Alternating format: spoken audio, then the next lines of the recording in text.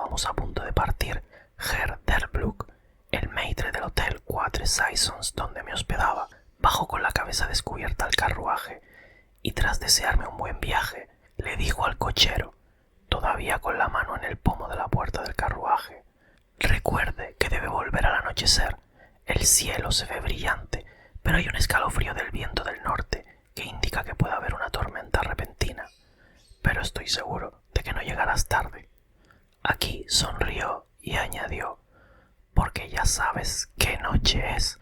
Johann respondió con un enfático «Ja, mein Herr», y tocándose el sombrero se alejó rápidamente.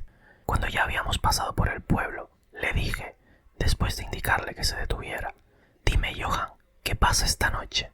Se persignó mientras respondía lacónicamente: «Walpurgisnacht». Entonces sacó su reloj, una gran y anticuada pieza de plata alemana, tan grande como un nabo, y lo miró, con las cejas juntas y un pequeño encogimiento de hombros impaciente. Me di cuenta de que era su forma de protestar respetuosamente contra el innecesario retraso, y me hundí en el carruaje, limitándome a indicarle que continuara. Se puso en marcha rápidamente, como si quisiera recuperar el tiempo perdido. De vez en cuando, los caballos parecían levantar la cabeza y olfatear el aire con desconfianza. En tales ocasiones, a menudo miraba a mi alrededor alarmado.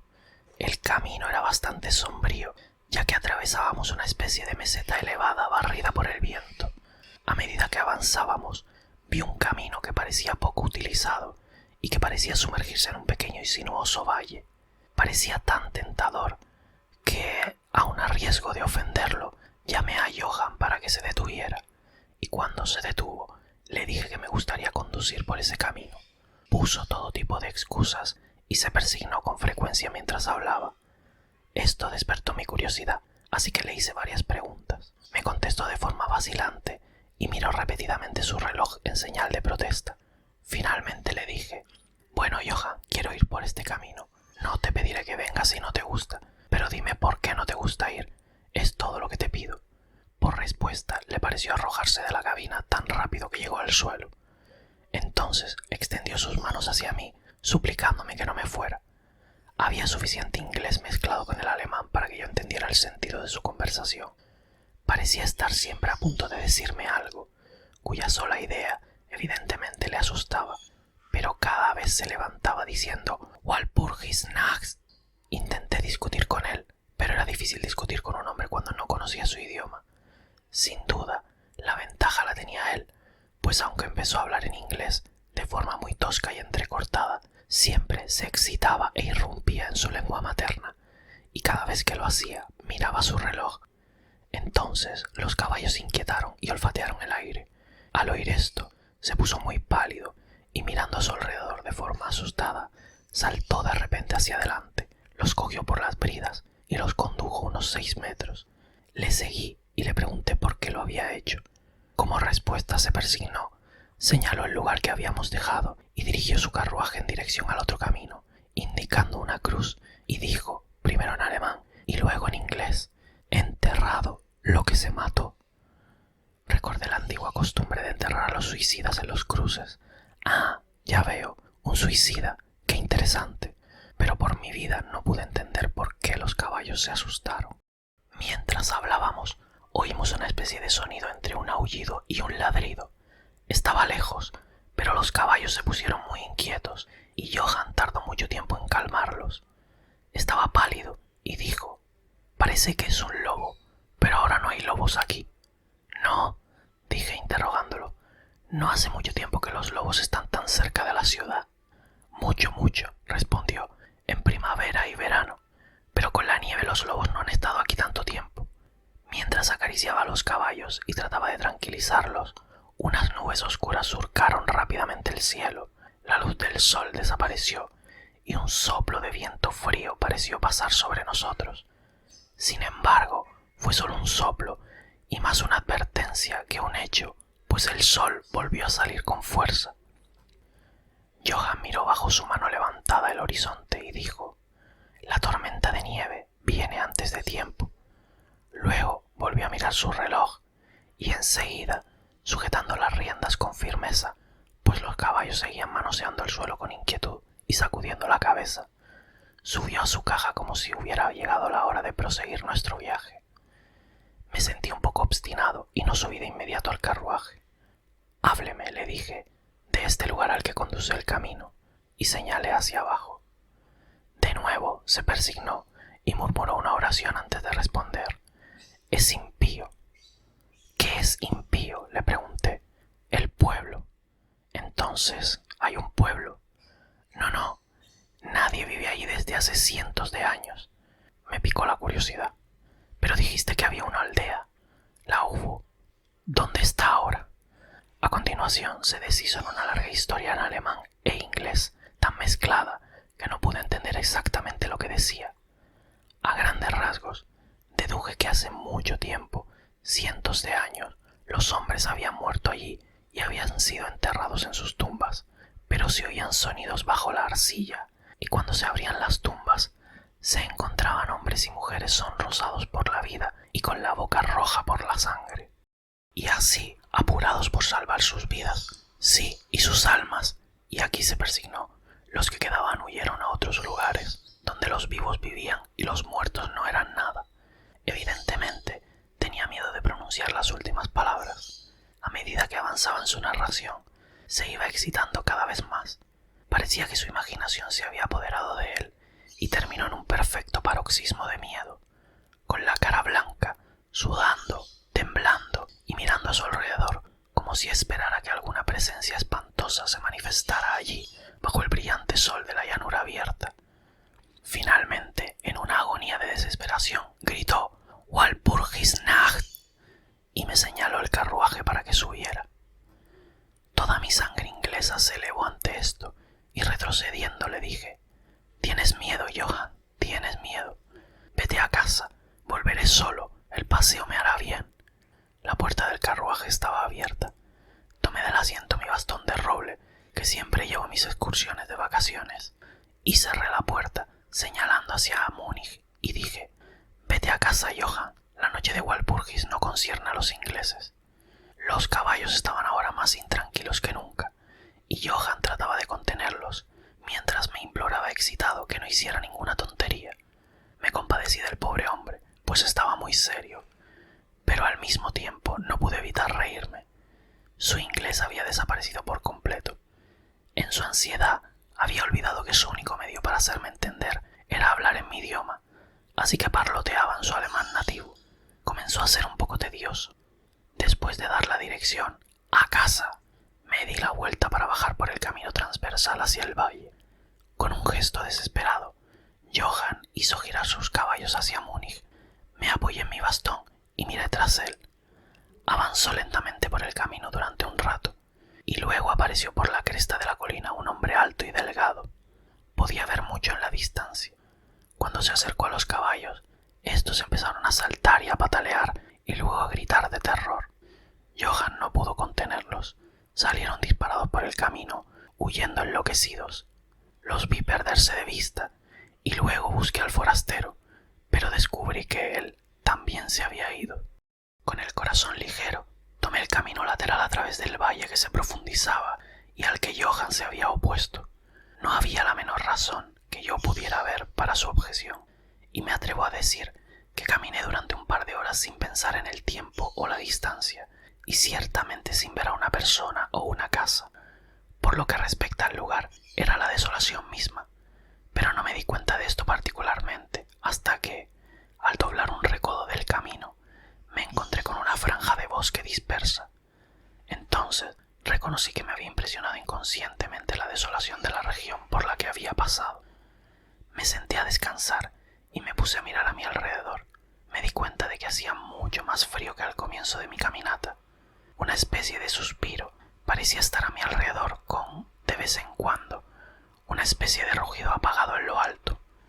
Mirando hacia arriba, me di cuenta de que grandes y espesas nubes cruzaban rápidamente el cielo de norte a sur a gran altura. Había señales de que se avecinaba una tormenta en algún estrato elevado del aire. Tenía un poco de frío, y pensando que era el estar quieto después del ejercicio de caminar, reanudé mi camino. El terreno que atravesé era ahora mucho más pintoresco.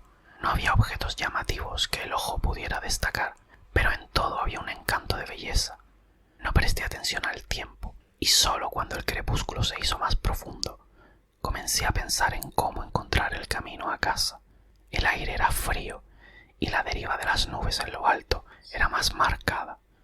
Las nubes estaban acompañadas por una especie de sonido lejano y apresurado, a través del cual parecía llegar a intervalos ese misterioso grito que el conductor había dicho que provenía de un lobo. Durante un rato dudé. Había dicho que vería la aldea desierta, así que seguí adelante y enseguida me encontré con una amplia extensión de terreno abierto, cerrado por colinas a su alrededor. Sus laderas estaban cubiertas de árboles que se extendían hasta la llanura, salpicando en grupos las laderas más suaves y las hondonadas que aparecían aquí y allá. Seguí con la vista el serpenteo del camino y vi que se curvaba cerca de uno de los más densos de estos macizos y se perdía tras él. Mientras miraba, se produjo un escalofrío en el aire y la nieve comenzó a caer. Pensé en los kilómetros y kilómetros de país desolado que había pasado y entonces me apresuré a buscar el refugio del bosque de enfrente. El cielo se oscurecía cada vez más y la nieve caía cada vez más rápido, hasta que la tierra ante mí y a mi alrededor era una reluciente alfombra blanca, cuyo borde más lejano se perdía en una brumosa vaguedad. El camino no era aquí más que tosco. Cuando se encontraba en las llanuras sus límites no estaban tan marcados como cuando pasaba a través de los cortes, y en poco tiempo me di cuenta de que debía de haberme desviado de él, pues echaba de menos bajo mis pies la dura superficie, y mis pies se hundían más en la hierba y el musgo. Entonces el viento se hizo más fuerte y sopló cada vez con más fuerza, hasta que tuve ganas de correr ante él. El aire se volvió gélido, y a pesar del ejercicio, empecé a sufrir. La nieve caía tan densamente y se arremolinaba a mi alrededor, en remolinos tan rápidos que apenas podía mantener los ojos abiertos. De vez en cuando, los cielos se desgarraban por los intensos relámpagos, y en los destellos podía ver delante de mí una gran masa de árboles, principalmente tejos y cipreses, todos fuertemente cubiertos de nieve. Pronto me encontré al abrigo de los árboles, y allí, en un silencio comparativo, pude oír el ruido del viento en lo alto. Enseguida, la negrura de la tormenta se fundió con la oscuridad de la noche. La tormenta parecía estar desapareciendo, y ahora solo llegaban ráfagas o ráfagas feroces. En esos momentos, el extraño sonido del lobo parecía tener el eco de muchos sonidos similares a mi alrededor. De vez en cuando, a través de la negra masa de nubes a la deriva, llegaba un rayo de luz de luna que iluminaba la extensión y me mostraba que estaba al borde de una densa masa de cipreses y tejos. Como la nieve había dejado de caer, salí del refugio y comencé a investigar más de cerca. Me pareció que, entre tantos cimientos viejos como había pasado, podría haber todavía una casa en pie, en la que, aunque en ruinas, podría encontrar algún tipo de refugio por un tiempo. Al bordear el bosquecillo, me di cuenta de que lo rodeaba un muro bajo, y al seguirlo encontré una abertura. Allí los cipreses formaban un callejón que conducía a una masa cuadrada de algún tipo de edificio.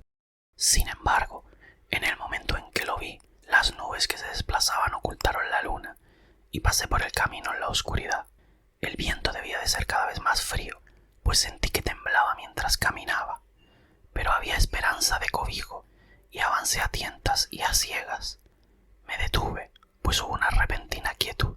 La tormenta había pasado, y quizá en simpatía con el silencio de la naturaleza, mi corazón pareció dejar de latir. Pero esto fue solo momentáneo, porque de repente la luz de la luna se abrió paso entre las nubes, mostrándome que estaba en un cementerio y que el objeto cuadrado que tenía ante mí era una gran tumba de mármol, tan blanca como la nieve que había sobre ella y a su alrededor. Con la luz de la luna llegó un feroz suspiro de la tormenta que pareció reanudar su curso con un largo y grave aullido, como el de muchos perros o lobos. Me sentí sobrecogido y conmocionado, y sentí que el frío crecía perceptiblemente sobre mí hasta que parecía agarrarme por el corazón. Entonces, mientras el torrente de luz de la luna seguía cayendo sobre la tumba de mármol, la tormenta dio nuevas muestras de renovarse, como si volviera sobre sus pasos. Impulsado por una especie de fascinación, Me acerqué al sepulcro para ver qué era y por qué una cosa así se encontraba sola en un lugar así. Lo rodeé y leí sobre la puerta dórica, en alemán: Condesa Dollingen de Graz, en Estirria, buscó y encontró la muerte, 1801. En la parte superior de la tumba, aparentemente clavada en el mármol macizo, pues la estructura estaba compuesta por unos vastos bloques de piedra, había una gran pica o estaca de hierro. Al ir a la parte posterior vi, grabado en grandes letras rusas: los muertos viajan rápido.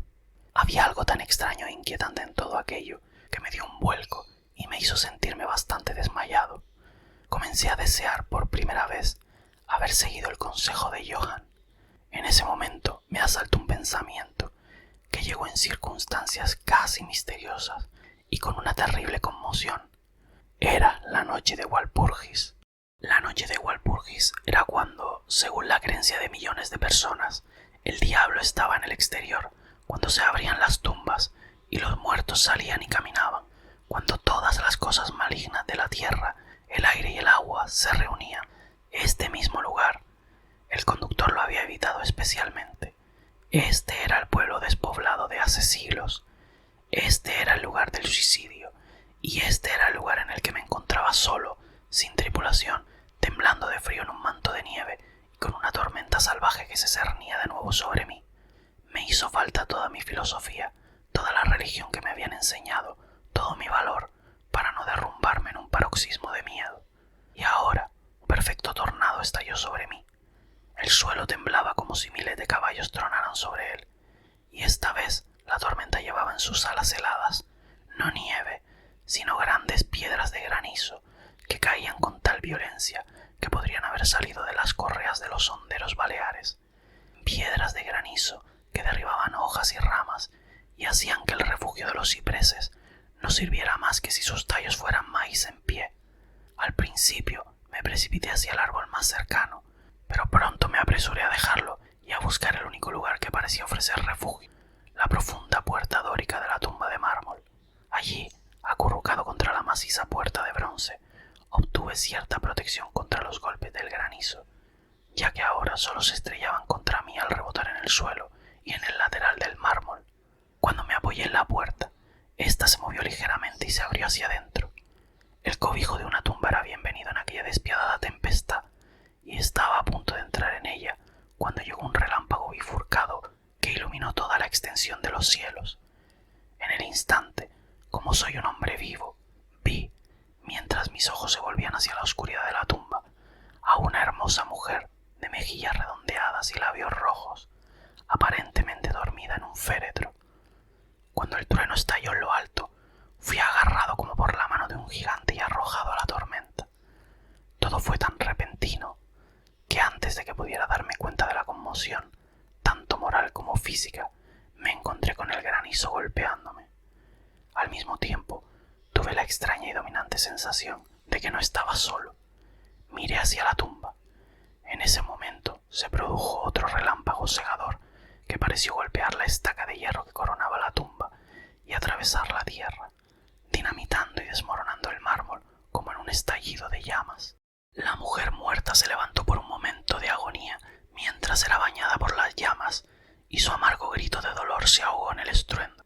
Lo último que oí fue esta mezcla de sonidos espantosos, mientras me agarraba de nuevo el gigante y me arrastraba, mientras el granizo me golpeaba y el aire alrededor parecía reverberar con el aullido de los lobos. Lo último que recordé fue una masa blanca y vaga que se movía, como si todas las tumbas que me rodearan hubieran enviado los fantasmas de sus muertos cubiertos de sábanas y que se acercaban a mí a través de la nubosidad blanca del granizo. Poco a poco me vino una especie de vago comienzo de conciencia y luego una sensación de cansancio que era terrible. Durante un tiempo no recordé nada, pero poco a poco recuperé los sentidos. Mis pies parecían estar atormentados por el dolor, pero no podía moverlos. Parecía que estaban entumecidos. Tenía una sensación de hielo en la nuca y en toda la columna vertebral, y mis oídos, al igual que mis pies, estaban muertos y atormentados. Pero en mi pecho había una sensación de calor que, en comparación, era deliciosa. una pesadilla física, si se puede usar tal expresión, pues un peso sobre mi pecho me dificultaba la respiración. Este periodo de semiletargo pareció durar mucho tiempo, y cuando se desvaneció, debí dormirme o desmayarme. Luego vino una especie de repugnancia, como la primera etapa del mareo, y un deseo salvaje de liberarme de algo, no sabía qué. Me envolvió una gran quietud, como si todo el mundo estuviera dormido o muerto, solo interrumpida por el jadeo bajo de algún animal cercano a mí. Sentí un cálido escozor en la garganta, y luego tomé conciencia de la terrible verdad que me heló hasta el corazón y me hizo subir la sangre por el cerebro. Un gran animal estaba tendido sobre mí y ahora me lamía la garganta. Temí moverme, pues un instinto de prudencia me obligaba a permanecer inmóvil, pero el animal pareció darse cuenta de que había algún cambio en mí, pues levantó la cabeza. A través de mis pestañas vi por encima de mí los dos grandes ojos llameantes de un lobo gigantesco. Sus dientes blancos y afilados brillaban en la boca roja y abierta, y pude sentir su aliento caliente, feroz y acre sobre mí. Durante otro rato no recordé nada más. Luego fui consciente de un gruñido bajo, seguido de un aullido, que se renovó una y otra vez. Luego, aparentemente muy lejos, oí un «Hola, hola», como si muchas voces llamaran al unísono. Levanté la cabeza con cautela y miré en la dirección del sonido, pero el cementerio me impedía ver. El lobo seguía aullando de una manera extraña, y un resplandor rojo comenzó a moverse alrededor del bosque de cipreses, como si siguiera el sonido. A medida que las voces se acercaban, el lobo aullaba más rápido y más fuerte. Temía hacer algún sonido o movimiento. El resplandor rojo se acercó a la capa blanca que se extendía en la oscuridad a mi alrededor. Entonces, de repente, desde más allá de los árboles, llegó al trote una tropa de jinetes con antorchas. El lobo se levantó de mi pecho y se dirigió al cementerio. Vi a uno de los jinetes, soldado por sus gorras y sus largas capas militares, levantar su carabina y apuntar. Un compañero lo golpeó en el brazo y oí cómo la bala pasaba silbando por encima de mí. Evidentemente había tomado mi cuerpo por el del lobo.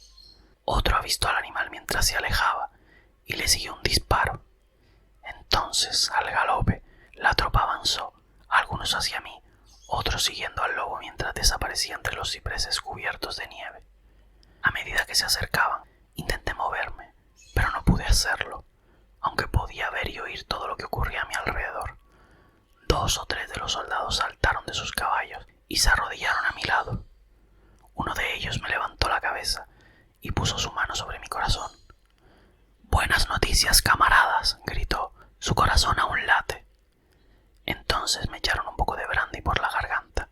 Eso me dio vigor y pude abrir los ojos completamente y mirar a mi alrededor.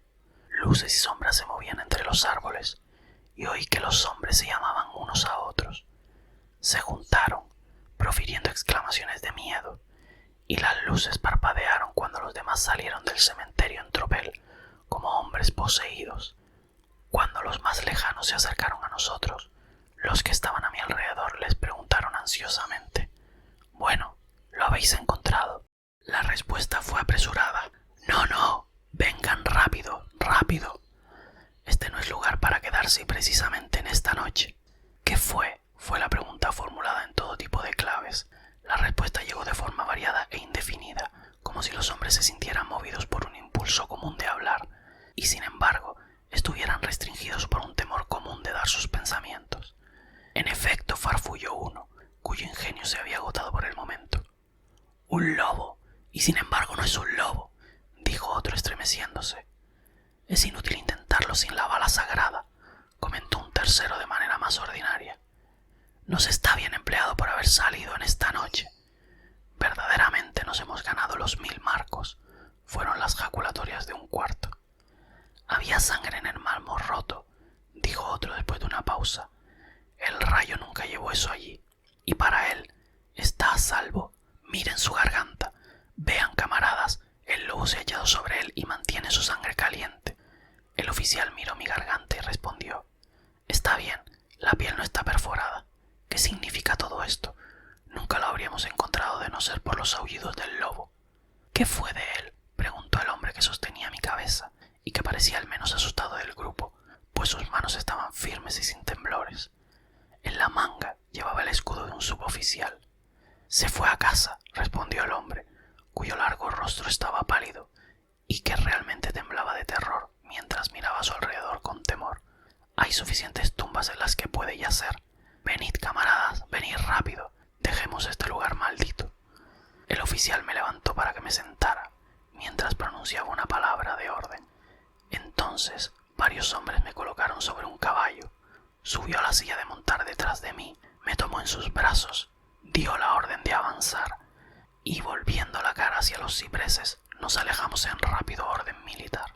Sin embargo, mi lengua se negó a cumplir su función y me vi obligado a callar. Debí de quedarme dormido, porque lo siguiente que recordé fue encontrarme de pie, sostenido por un soldado a cada lado. Era casi plena luz del día, y hacia el norte un rayo de sol rojo se reflejaba como un camino de sangre sobre la nieve. El oficial decía a los hombres que no dijeran nada de lo que habían visto, excepto que habían encontrado un forastero inglés, custodiado por un gran perro. «¡Perro!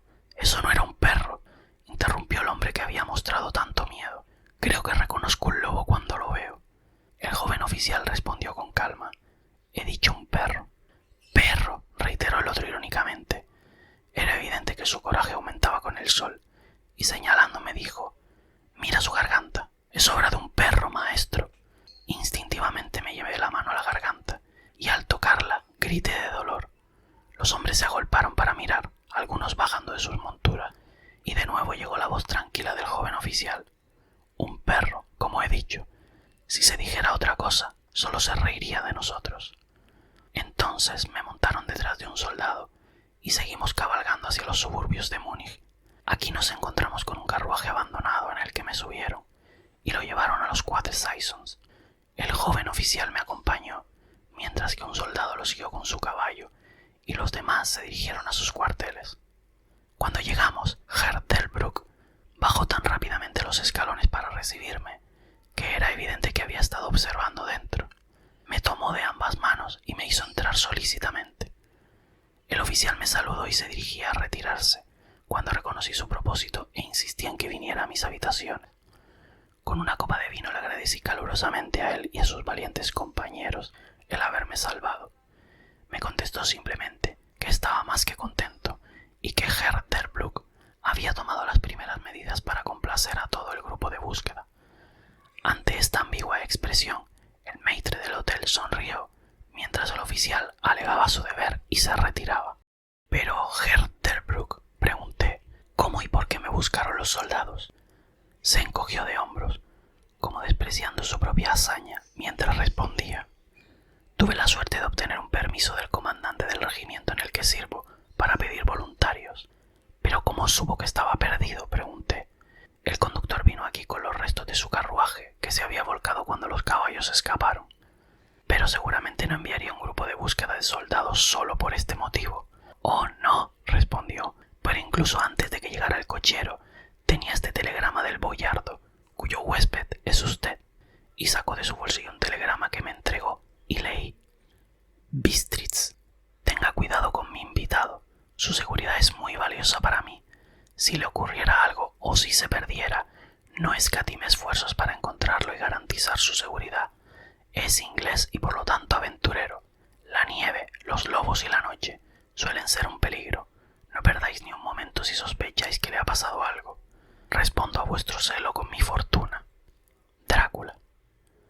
Mientras sostenía el telegrama en la mano, la habitación parecía girar a mi alrededor, y si el atento maître del hotel no me hubiera atrapado, creo que me habría caído. Había algo tan extraño en todo esto, algo tan extraño e imposible de imaginar, que creció en mí la sensación de ser en cierto modo el deporte de fuerzas opuestas, cuya mera idea vaga parecía en cierto modo paralizarme. Estaba ciertamente bajo alguna forma de protección misteriosa. De un país lejano había llegado, en el momento justo, un mensaje que me sacaba del peligro del sueño de la nieve y de las fauces del lobo.